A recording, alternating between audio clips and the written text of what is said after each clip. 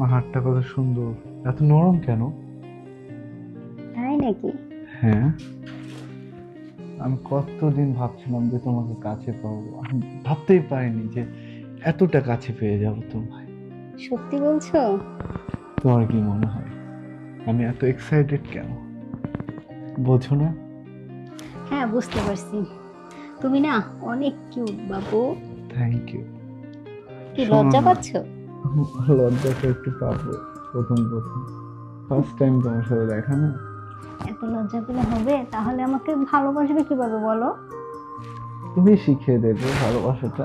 হুমা, মেয়েরা শিখায় কখনো? আমি তো কখনো শুনি নাই।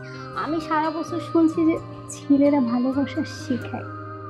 আচ্ছা, আমি যদি ভালোবাসা না পাই তাহলে তুমি আমাকে হেল্প করবে না? না, কেন করবো? আমি তো চাই সবসময় তুমি আমাকে বেশি বেশি করে ভালোবাসো।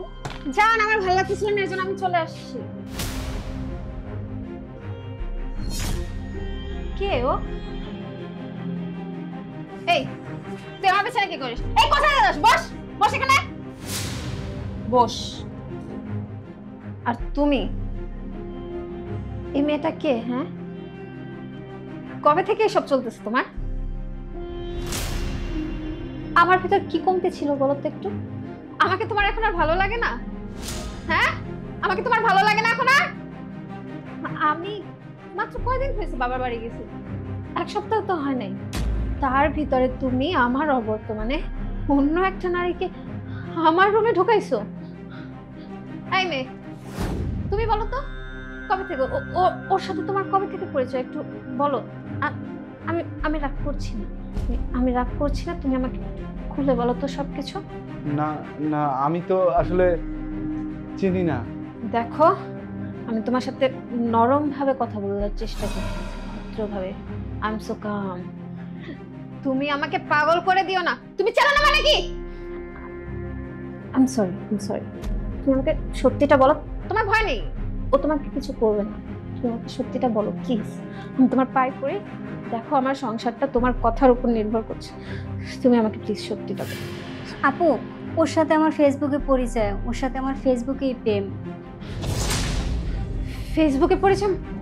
তুমি তুমি ফেসবুকের পরিচয় একটা অপরিচিত ছেলের বাসায় চলে আসছো?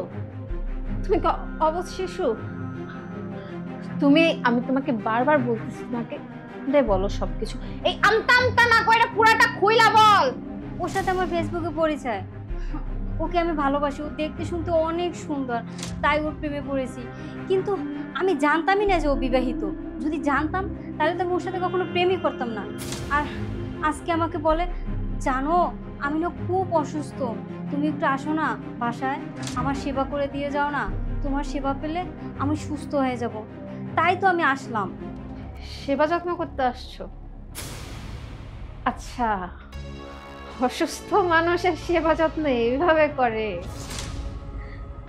আমি আমি বুঝতে পারছি আমি কোথায় ফেল করছি। আমি আসলে অসুস্থ মানুষের তো এভাবে সেবা কখনো করিনি তো। সেবা করতে আসছো? আরে তুই তুই অবিবাহিত? কবে থেকে রে? তুই কবে থেকে অবিবাহিত?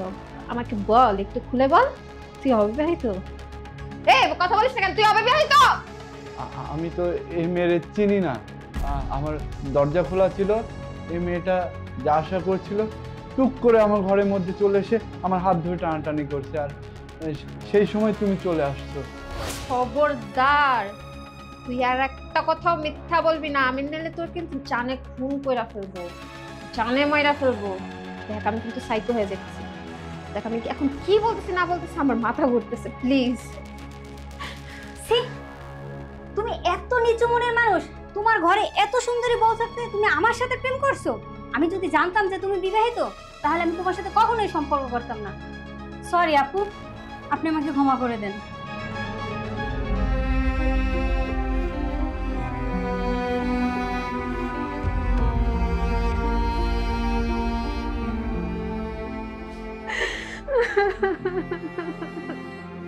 আমি কার সাথে এতদিন সংসার করলাম?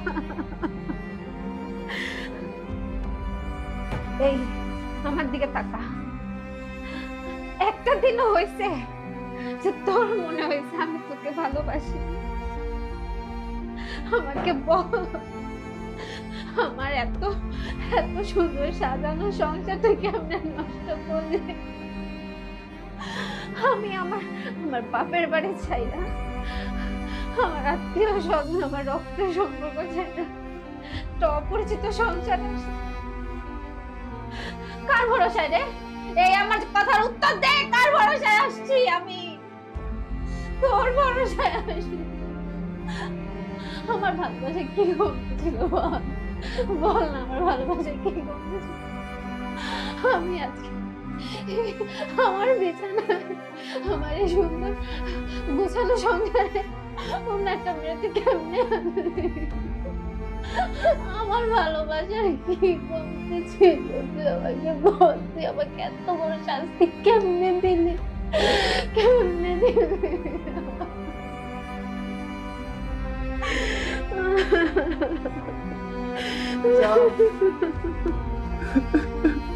আমি সারা জীবনে আর এমন করবো না।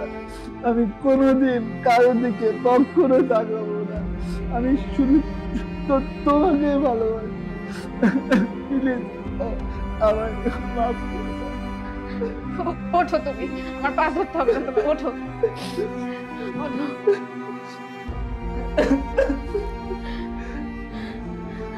আচ্ছা যা হয়েছে হয়েছে, বলো বলো, আমার কোথায় দোষটা ছিল? আমি ভুল করছি, প্লিজ আমাকে ক্ষমা করে দাও।